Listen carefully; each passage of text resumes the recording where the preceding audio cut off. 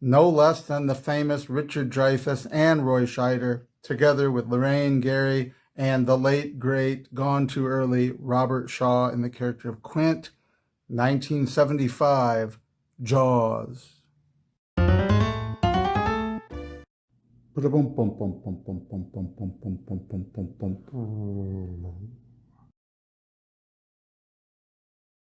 So on a particularly lazy weekend day, I decided to sit down and watch Jaws. It went well into the next day, and as I calculated over a period of about 18 hours, I slept for 7.5 and watched 8 hours of Jaws. I watched all four of the original ones.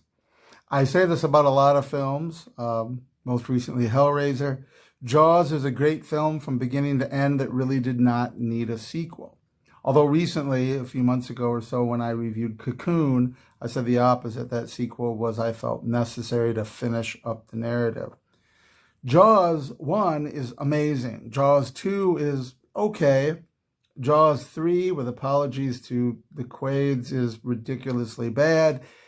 And 4 was very good again. In fact, you could watch 1 and 4 and really get a sense of the franchise. Although, as I say, the first one, it opens strong, it ends strong. We get this story, Roy Scheider as a chief of police that doesn't like the water but is on an island, and the shark attack, the ensuing coming of the oceanographer, Richard Dreyfuss, and the mixture together with those two men of the very different Quint, the old pirate of the sea that turns out to be a World War II veteran who saw shark attacks after the sinking of the USS Indianapolis. The movie captures the real life drama of the shark attack. That's to say, what really stands out about the first one is that it is not in the genre of being campy or ridiculous, and it isn't really a horror or a suspense movie, although there are aspects of that. It is all performed, played, written, put together, presented so well.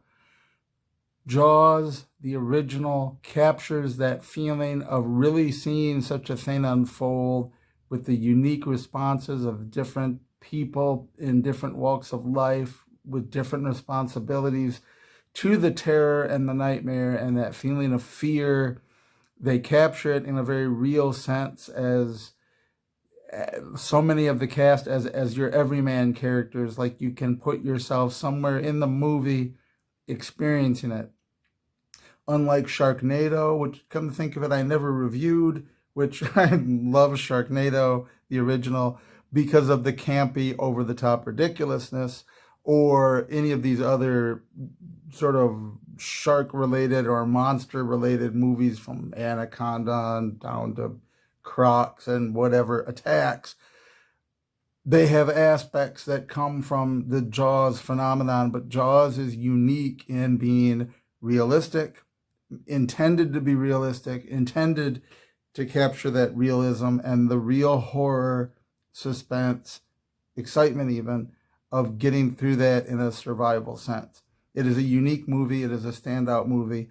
And if you've got limited time, watch the first one only. If you got more time, first and 4. The third one, 2 is iffy. But the fourth one is really good. But that first one, that is really, that's the setup, that's the capture, that's everything. And it is, it comes very close in that the quality you look for in very good quality, word 29, in a good feature film, it's almost like a painting. Or in this instance, it's like a really good novel. There's no wasted lines, there's no wasted scenery, there's no wasted time, there's not an abundance of it either. Some people said it moved slow, but it moved in the pace of sort of real life, not sudden, quick, sharks popping out of a tornado effect, but it didn't drag out either, like the Snyder cut of Justice League. There's no unnecessary footage of 20 minutes of people running up a stairwell, for example. It is all sort of necessary, either visually, thematically, it's necessary to the story, and it's all well put together, and it is a work of art or a work of, well, I have not read the book, that came out beforehand, I have to confess. But I imagine this did a very good job as far as it captured the sense that you were watching great literature.